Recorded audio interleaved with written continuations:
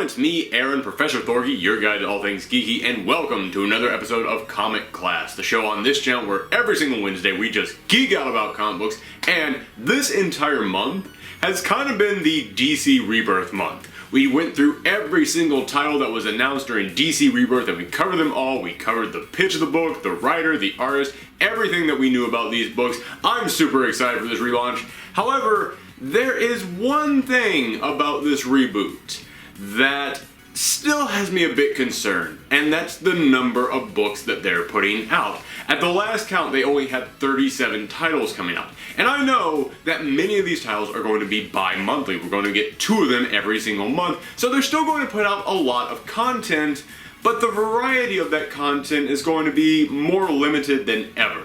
So that is why today we are closing out this DC Rebirth month by just geeking out and having some fun, and we are going to talk about the top 10 books that I want to see in DC Rebirth Wave 2. Now, in all honesty, I don't know if DC has an official Wave 2 plan for DC Rebirth. However, if this thing is a success, you know they're going to put out there more books. And I'm a geek. I can't help but daydream about all the books that I want to see. So, here are those books that I want to see them put out after this first wave of DC Rebirth. But before I get into it, let's go ahead and address the elephant in the room, which is that none of us still know what DC Rebirth is. They're keeping this really hush-hush. Like, some people are theorizing that this is a full-on reboot, and they're going to completely change their continuity. And I've said it myself, yeah, there's some things in this continuity that I want to see changed. There are some things about these characters and the way that they act and the way that they are portrayed that I really want to see changed. But we don't know if that's what's going to happen. For all we know, continuity in the New 52 is going to remain exactly the same. So, for some of these books that I'm pitching, I'm going to pitch them based solely on what we know about Rebirth, which is the books that we have seen already coming out. And for some of these other books that I'm going to pitch, I'm going to theorize about what I hope might be happening with their continuity. That sounds really complicated, but you'll see what I mean later on. But alright, for now, let's get into number 10. At number 10 is Wonder Girl. I know, this one sounds like a really weird choice. I haven't heard anyone bring up the idea of a Wonder Girl book, but honestly, they probably should.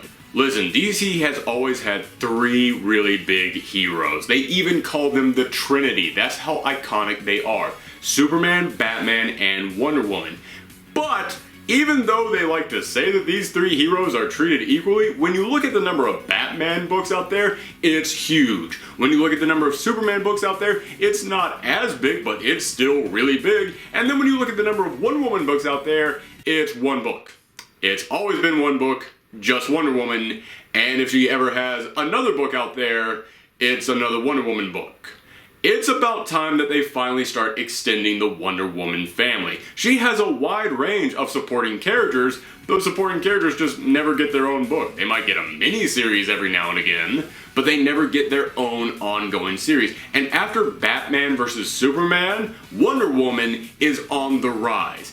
Even people who hated that movie came out of it saying, yeah, but Wonder Woman was badass. I'm really looking forward to that Wonder Woman movie. I want to know more about Wonder Woman. So if DC really wants to take advantage of this, they can't just put Wonder Woman in an upcoming movie and put her in the Justice League movie and put an A-list writer on her book. No, they need to start giving her entire family more books. They need to start focusing on all the characters around Wonder Woman, and I think a great place to start would simply be with Wonder Girl. And number 9 is Zatanna. Now, looking at this DC Rebirth, there's really only one magical book out there, John Constantine, which I have made it very clear that I feel that he shouldn't even be in the DC universe and should be back in the Vertigo universe, but I'm fighting a losing battle on that one.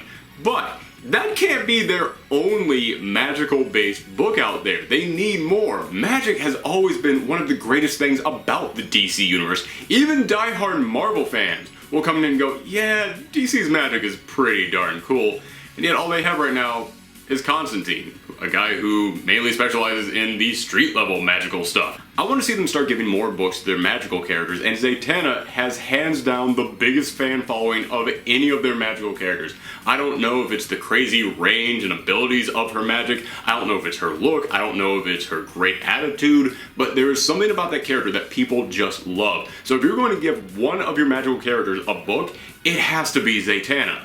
Not to mention, she actually had a great book right before the New 52 came in and ended it, so you kinda owe it to her to give her a series again. Next up, speaking of great books that were erased by the New 52, Booster Gold.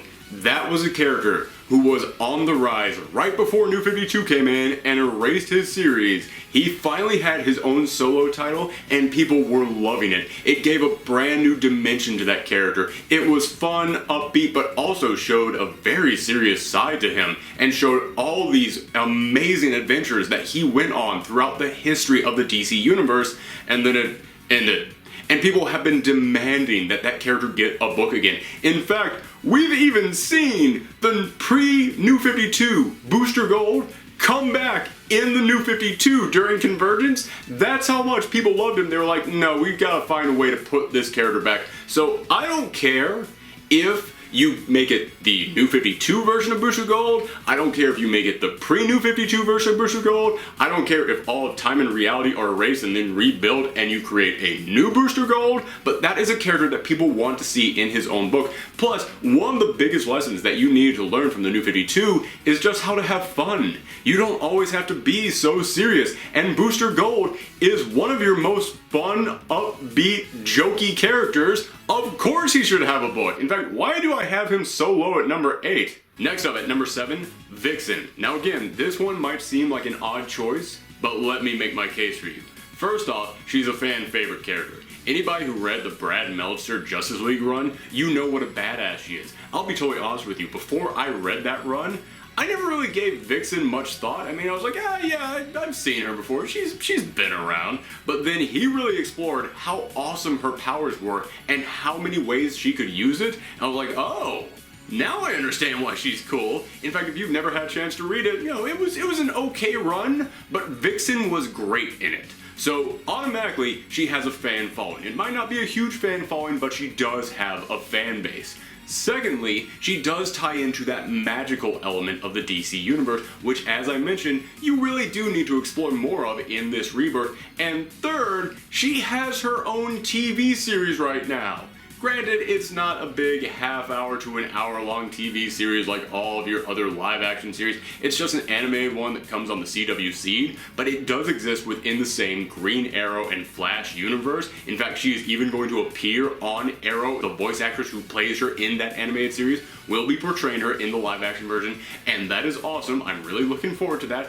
But my point is, if you were willing to go to that link in which you were like, no, we need to expose people to this character, let's give her her own series, you can give her her own comic as well. At number 6, the Rogues. Now, a lot of people have always talked about how DC has such great villains. I feel like one of the villains that a lot of people tend to overlook is Flash's Rogues Gallery, simply known as the Rogues. Captain Cold and his whole crew, they might seem a bit silly, but they actually are one of the most developed family of criminals out there. And I say family, and I mean that, because unlike most criminals who are just working with each other, these guys actually do kind of care about each other. They actually do have each other's backs. They actually do work together. They aren't just plotting and scheming to get something done.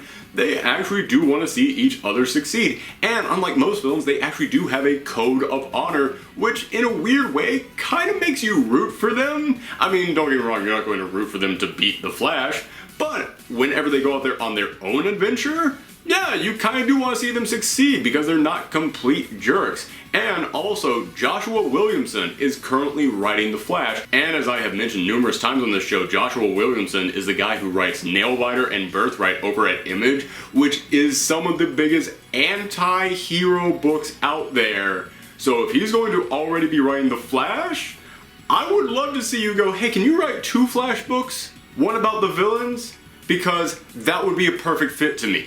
I'll admit, the main reason why I put Rogues on this list isn't just because they are a great group of villains, but because you already have the perfect writer for that book working on The Flash. It would be really easy to make this happen. And speaking of The Flash, at number 5, Kid Flash. People love Wally West. They have wanted to see Wally West return for the longest time, and you finally brought him back in the New 52, and you made him some punk kid who hated authority and just didn't want to be friends with anybody, and it was really kind of sad to see that happen. However, over the course of many issues, you have changed him. You have actually made him hopeful. You have made him actually love the Flash and want to be a hero. You have finally made him the Wally West that we all loved and wanted to see. And now, in Rebirth, he's going to be Kid Flash. We're finally starting to get that character back, and I can't wait to see it actually happen, so I would love to see it happen in his own series as well. I mean, not only is he going to be in The Flash, but he's also going to be in Teen Titans, so you know people want to see him, so giving him his own series seems like a natural fit, but also, back in the 90s, I loved the Impulse book. I did. I loved to read the adventures of a young teenage speedster, and he had his entire own rogues gallery, and that rogues gallery is just kind of sitting there in pre-New 52 limbo, not really having anything happen with him. So if you have a group of rogues that are designed to go up against a teenage speedster in his own book, and you're now going to have your own teenage speedster, maybe give him a book so you can just take all these rogues and hand them over. I don't know, just throwing it out there. Next up at number 4 is kind of a different book. It's not actually a book focusing on a character. At number 4, Brave and the Bold. This was always a team-up series throughout the history of DC Comics. And as I said, the DC Rebirth line is kind of lacking in diversity. It really doesn't have that many characters in that many different books. So this would be a way of introducing a ton of the other characters in the DC universe. It's a team-up book in which you get one of your big heroes, a character that everybody would want to read about, and you have them team up with a different character out there so people could get exposure to that character. You can kind of test the water with what characters you want to give their own books by having them appear in Brave and the Bold first. Plus, in New 52, another one of the criticisms that a lot of people had was that none of the heroes really trusted each other. People said that they were too edgy. They said that they didn't really act like they were friends or that they even liked one another. So, making a team-up book where these characters actually do get to hang out and actually do like each other and they actually do work together, that would be another way of showing, hey guys, we're not that edgy. We actually are going to be positive again. At number 3, Shazam. I was kind of hoping that lightning bolt would come down right there. Okay, anyway, Shazam. Do I even need to explain this one? This has been one of the biggest head scratchers of the entire New 52. This is a character that people really like, people wanted to see more of. You're going to give him his own movie, for crying out loud, and you set him up in the back pages of Justice League. Throughout the course of Justice League, you actually had some of your top creators come in here and write a backup story that was the origin story of the brand new Shazam in the New 52, and then when he finally got his powers and he faced Black Adam and that all climaxed in that one issue, you dedicated the entire issue to him, so people are like, alright, okay, we got the origin story. You put it in a book that everybody was reading. You made sure that we read this, so clearly he's getting a book, right? Right? Where's his book? I'm sure it'll come. I'll just wait. So yeah, it kind of seems obvious that it's about time you finally gave this character his own book, but even if it wasn't just an appropriate time to give it to him, also, as I said, one of the biggest problems with the New 52 is that people said it lacked heart, it lacked hope, it lacked joy and fun. And one of the big things that people pointed to was your depiction of Shazam and of Billy Batson. One of the reasons why Billy Batson, this little kid, was chosen to be Shazam, or should I say Captain Marvel, is that he was chosen for this because they needed someone who was pure of heart and completely good.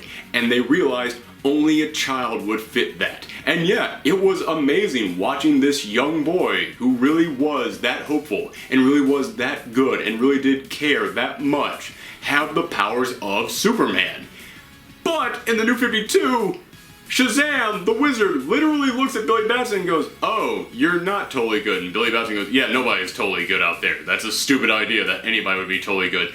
Yeah, I'm not gonna lie, that kind of hurt me when I read that.